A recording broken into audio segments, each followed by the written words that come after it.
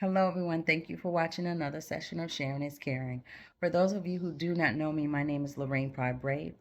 I am in the business of helping people through their financial journey, whether that is credit repair, lowering your taxes, debt elimination, home buying, and increasing your cash flow. And today I'm going to be sharing a little bit about credit, mainly about bankruptcy and what to do in order to rebuild after a bankruptcy.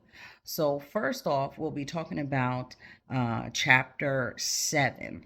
Now, Chapter 7 bankruptcy is called liquidation. But let's just say first, the word bankruptcy to most people is like the black hole of your financial end, and everyone thinks that, or everyone fears that bankruptcy is like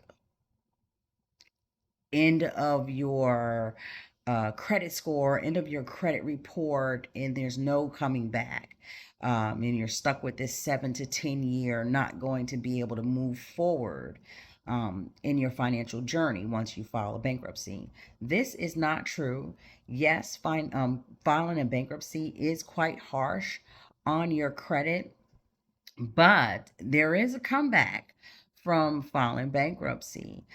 You can actually still open up lines of credits if you need to, which you will in order to rebuild your credit.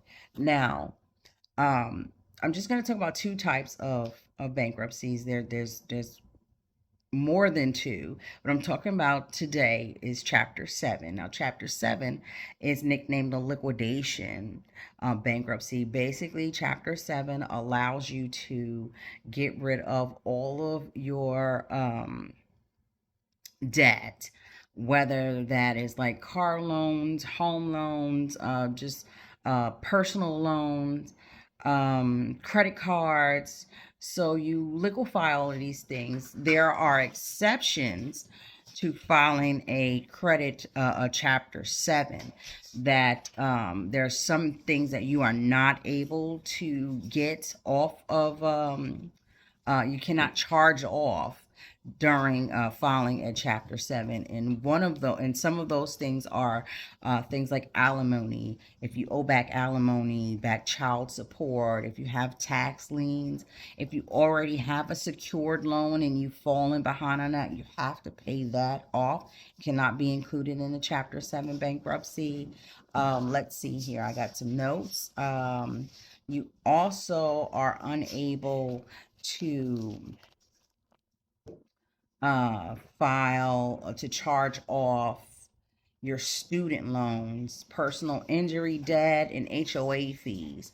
Now, as far as your student loan goes, most of the time you are unable to charge off a student loan, but since you are filing a Chapter 7 and it's liquidating all of your current and past debt, you're basically, if you can prove that you're having financial hardship, meaning you're unable to make these payments, no matter what, you're behind, not only behind in your bills, but you are unable to maintain financially your current living situation and you cannot pay for that student loan. If you can prove that during a Chapter 7 bankruptcy, then you may be able to actually add your student loan to that bankruptcy and be rid of that as well.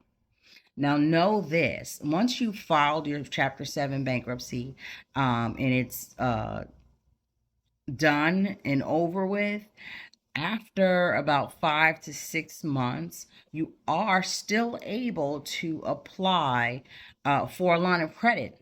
Now, you want to apply for what they call a secure loan or secure credit card. Now, these lines of credits allow you to rebuild your credit after your bankruptcy has been filed through maintaining a very low amount of spend and paying back on time. Make sure you're making your payments.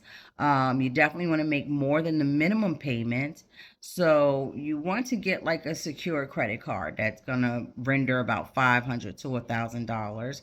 You want to keep the spend on that credit card to no more than 30% of that $1,000. So if you get $1,000, then you should spend no more than $300, and you should make sure that if your minimum payment on that $300 is $25, not only do you want to pay that on time, but you want to pay that at least double, because you want to show that, okay, I can be trusted with this small amount of money, and over time you can build that up to a larger amount of money. You can also apply for a car loan if necessary. Know that if you are not if you're able to obtain a car loan, you may have a high interest rate due to your bankruptcy. So it is not the end of your financial journey because you have to file a bankruptcy. Just do your research on which bankruptcies allow you to do what type of things, and know also that you have to qualify to file each type of bankruptcy. And then the other bankruptcy I'm going to speak about is a Chapter 13 bankruptcy. Now, a Chapter 13 actually allows you to keep hold of your assets, and instead of liquidating, meaning getting rid of what you're behind on, the bills that you're behind on, it allows you to extend payment on that past due amount. So basically, you're able to, if you've fallen behind like 6 months in your payments, you're getting calls from creditors, your items are, they're threatening to repo your car, cut off your line of credit, uh, repossess your home, things of that nature. And if you have at the moment a steady stream of income, and you can maintain your monthly bills from now moving forward, and you can prove that, if you can prove you have a steady monthly income and you can maintain your monthly payments on time, then you can work with a credit counselor to set you up with a time frame and a low amount of money that you need to pay back your past due 6 months. So say you need a year's time to pay back the past due. You owe $10,000 back pay, $20,000 back pay, and they set it up to where they say, okay, we're going to give you 36 months, and we're going to chop your payments down to a couple of $100 a month in order for you to pay off your past due. As long as you can provide proof that you're able to maintain your current living status and also pay that past due off, they allow you to keep your assets, they allow you to keep your car, they allow you to keep your house.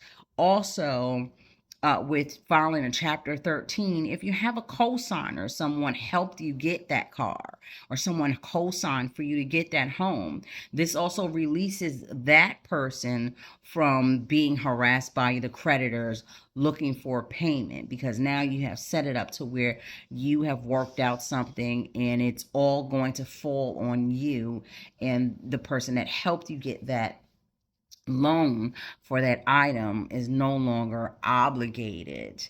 Um, so with a Chapter 13, you get to keep all of your assets as long as you can provide a proof of income and that you can maintain it. And with a Chapter 7, you basically relinquish all that you have in order to basically start over with a clean slate, with reasonably low um, amounts of loans, right? Secured loans.